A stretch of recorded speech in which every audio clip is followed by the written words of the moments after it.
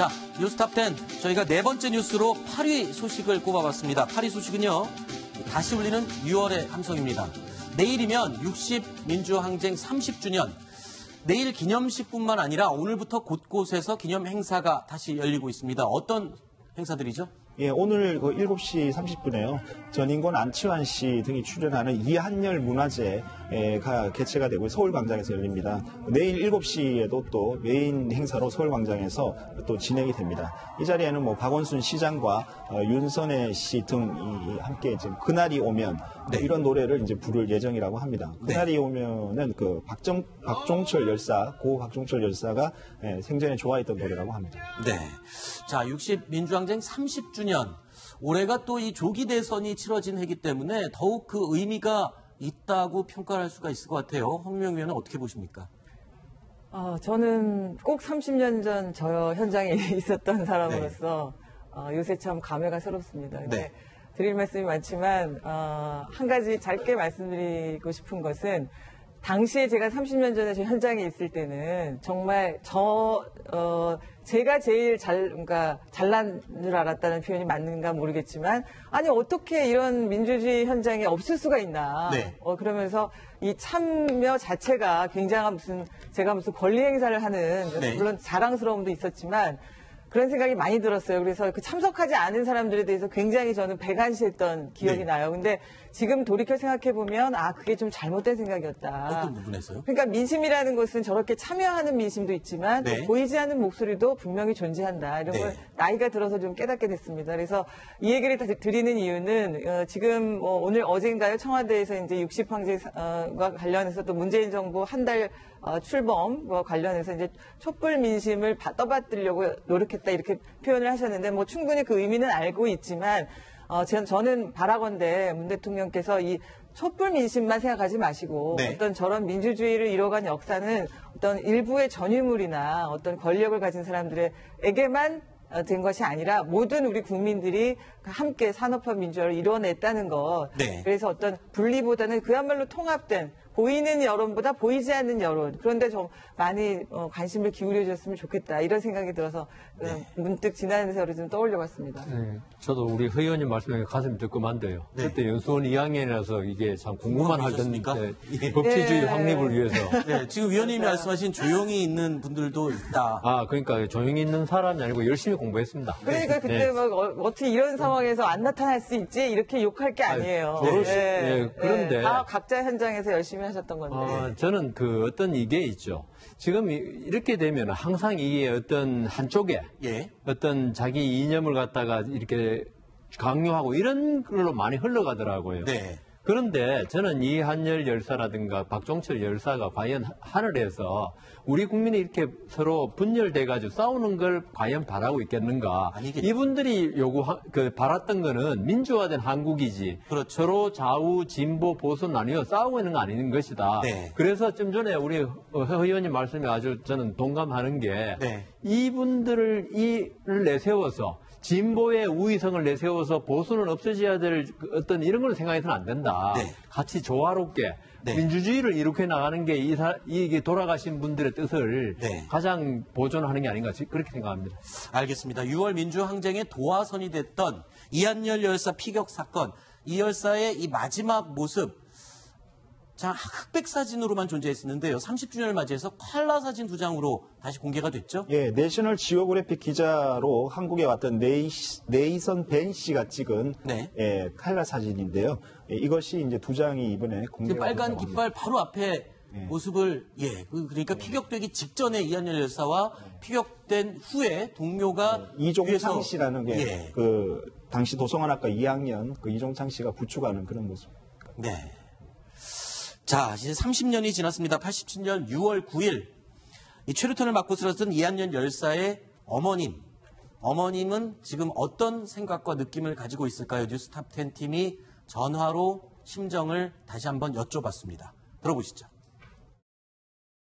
나는 그저께 같아갖고 그런 생각이 안 나네요. 뭐가 바뀌어요? 누가 내가.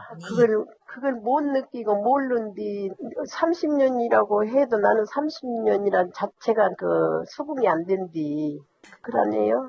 매일매일 그렇네요. 어머님의 이 심정 저렇게 짧게 그 심정을 다 담을 수는 없겠지만 많은 얘기가 있지만 저렇게 말씀하셨어요. 어떻게 들으셨습니까?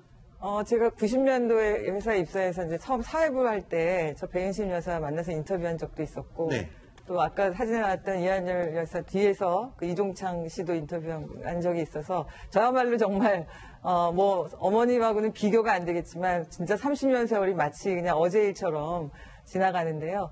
어쨌든 저는 뭐 이 역사라는 게 항상 지금 우리가 지금 같은 어떤 상황도 이런 격변과 이런 시기들도 사실 돌이켜보면 더 힘들고 어려웠던 시절들이 참 많았고 네. 또 대한민국이 항상 오른쪽으로 저는 우상향하는 역사였다. 그래서 네. 낙관과 어떤 희망을 늘 가지려고 생각은 하는데 거듭 말씀드리지만 지난 역사에서 어떤 그 역사를 통해서 이것만이 우리가 만들었다. 이런 것들도 이제 우리 시민들도 그런 생각을 좀 벗어나서 네. 같이 만들었던 역사를 좀 자긍심을 갖고 또 과거보다는 좀 더 미래를 향해서 앞으로 네. 우리 미래 세대가 더 나은 삶을 살기 위해서 지금 우리가 어떻게 해야 되나 이런 것들을 자꾸 생각하는 계기가 됐었으면 좋겠다고 감히 생각을 네. 합니다. 알겠습니다. 이한열 열사가 쓰러지고 난 다음에 네. 당시에 이제 정부의 이제 고위 인사가 이제 이한열 열사의 부모, 부친을 또 이렇게 만나가지고 네. 이렇게 대화도 하고 그랬다는데 그분 말씀이 굉장히 소박하신 그런 분이었다. 네. 그 이한열 열사의 그 부친이요? 부친이 그런 말씀을 하셨고요. 육시방쟁의 주역들이 사실은 엄밀하게 얘기하면 지금 현재 2017년 대한민국의 행정과 입법의 거의 주류가 되고 있습니다. 그렇죠. 그래서 뭐 전 국민이 어떤 육시방쟁의 의미를 갖다 다시 새롭게 하고 이런 것도 중요하겠지만 지금 현재 그 행정과 입법에서 중심에 있는 바로 그 사람들이 육시방쟁의 의미를 바로 깨닫고 지금 현재 이 시대에 이걸 어떻게 받아들이고 반영하고 해야 될 것인가를 그분들이 바르게 생각해야 될 것 같습니다. 과거에 386세대라고 얘기를 했었는데 이제는 그분들이 30대가 아니고 나이가 드셔갖고 그냥 86세대라고 칭하는 그분들이 지금 말씀하신 것처럼 이 사회에 지금 주축이 되고 있습니다. 그분들이 어떻게 하느냐에 따라서 이룩한 민주화가 잘 되느냐 안 되느냐가 결정이 될 것 같습니다. 자, 문재인 대통령도요, 이 6월 항쟁에 대해서 과거에 여러 번 언급했습니다. 특히 5.18 기념식에서는요, 이 정부가, 문재인 정부가 6월 항쟁에 뿌리를 두고 있다, 이런 얘기까지 했습니다. 그 언급한 내용 다시 한번 들어보겠습니다. 1987년 6월 항쟁 때가 생각이 납니다. 6월 항쟁으로부터 30년 국민들이 다시 거기에 나섰습니다. 새롭게 출범한 문재인 정부는 광주 민주화운동의 연장선 위에 서 있습니다. 1987년 6월 항쟁과 국민의 정부, 참여정부의 맥을 잇고 있습니다. 문재인 대통령이 저렇게 6월 항쟁을 강조하는 데는 이유가 있죠. 그 당시에 문재인 대통령이 바로 그 현장에 있었죠. 예, 그 87년에 부산 민주헌법쟁취국민운동본부 3인 집행위원장으로서 네. 그 육시방쟁에 직접 참여를 했었습니다. 네. 이때 이 노무현 전 대통령과 함께 부산에서 열렬하게 이 당시에 현장을 뛰어다니고 지키던 그 인물이었습니다. 그렇죠. 그렇기 때문에 더더욱 감회가 새로울 것 같아요. 그래서 문재인 네. 말씀하세요. 예. 네.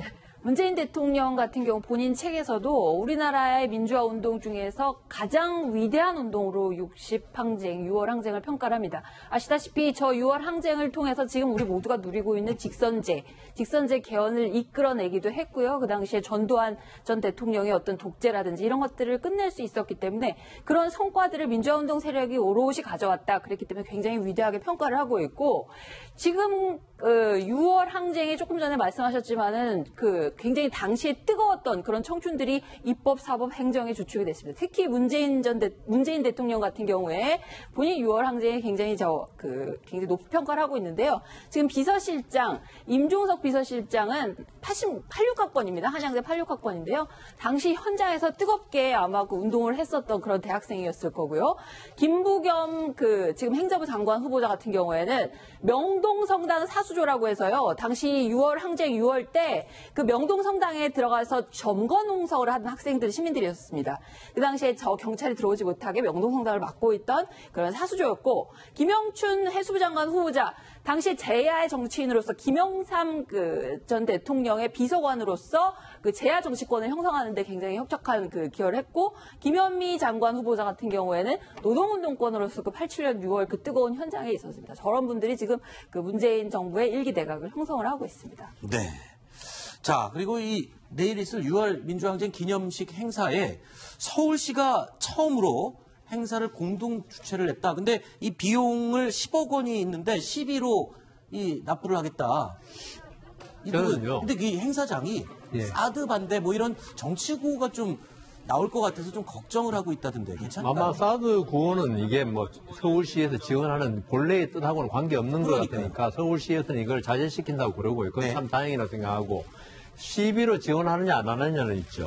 이 행사의 어떤 중립성, 그러니까 서울 시비라는 게 어떤 박원순 시장의 개인 돈은 아니지 않습니까? 네. 시민들 모두의 세금인데 이게 지원되려면 있죠. 이 행사가 어떤 서울 시민의 뜻에 맞아야 된다는 거죠. 그러니까 제 생각에는 가장 중립적이 돼야 되고, 그 본래의 취지, 60항쟁의 본래의 취지를 살리는 행사가 된다면 지원해도 별 문제는 없을 것이다. 그렇지만 그 현장에서 전혀 서울 시민의 뜻과 안 맞는 그런 투쟁을 하는 것은 맞지 않다. 저는 문재인 대통령을 포함해서 지금의 아까 우리 황 의원께서 말씀하신 지금 청와대 내각이나 이런 다 50대 이제 86 이른바 주류라는 표현을 쓰셨는데, 그 사람, 그걸 만들어준 게 누구냐. 결국은 저도 현장에 있었다고 그랬지만은 다 마찬가지로 우리들의 국민들이었습니다. 결국 지금 이분들이 해야 될 일은 국민들의 뜻을 받들어서 어떻게 하면 더 좋은 대한민국을 만들어야 되느냐에 에너지를 집중하셔야 될 때고, 그 다음에 이른바 이제 그 당시에 30년 전에 저 거리에 있었던 학생들이 지금은 다 50대가 됐고, 이 50대의 생활 전선에서 정말 삶의 엄중함을 깨달으면서 살아왔거든요. 지난 30년의 시간을.